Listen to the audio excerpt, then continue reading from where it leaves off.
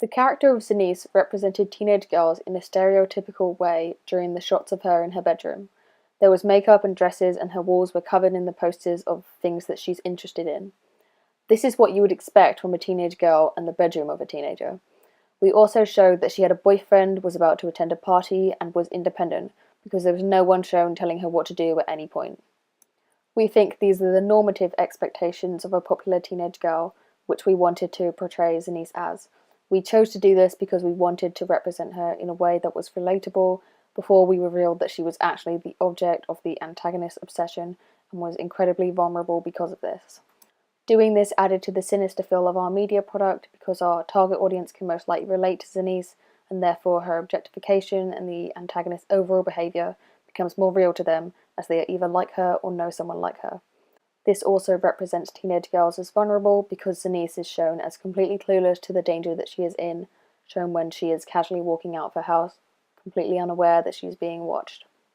Women are often the victims in thriller films, such as Kim in Taken, who is kidnapped, but our character is actually slightly younger than usual, which makes the storyline more poignant.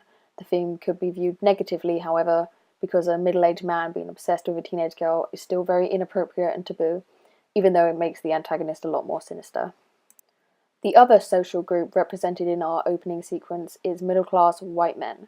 The antagonist fits into this category, and throughout the media product he is portrayed as creepy and obsessive through his behaviour and the obvious fixation he has with the teenage Zenise. Although he is clearly deranged, given the fact that he wants to kidnap a teenager, he is also secretive and intelligent, shown by him setting up CCTV to watch Zenise, and how he goes into a dark room to watch it, where no one will see.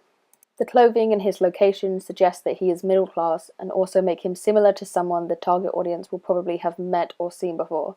This makes it even more sinister when it is revealed that he is actually planning on abducting someone. Males are represented as predators, which is not the stereotypical representation of men in society, of paedophilic and creepy, but thriller films often do choose to have male characters as their main antagonists.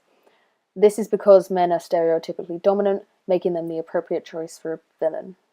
The age category that the antagonist falls into, around 45 years old, does not usually include villains, but there are some characters such as George Harvey in The Lovely Bones and Lester Burnham in American Beauty, which do represent this age group negatively. George Harvey was a violent murderer, whereas Lester Burnham was just inappropriately infatuated with his daughter's best friend. Male characters of this age are usually only shown as father figures, but our media product chooses to represent them in the same negative way as these drama thriller films do. No other social groups or ethnicities are shown in the opening sequence, mostly due to the fact that it was simpler to have the antagonist and Zenise the same ethnicity, so the audience could be misled easily into thinking that the antagonist was the father.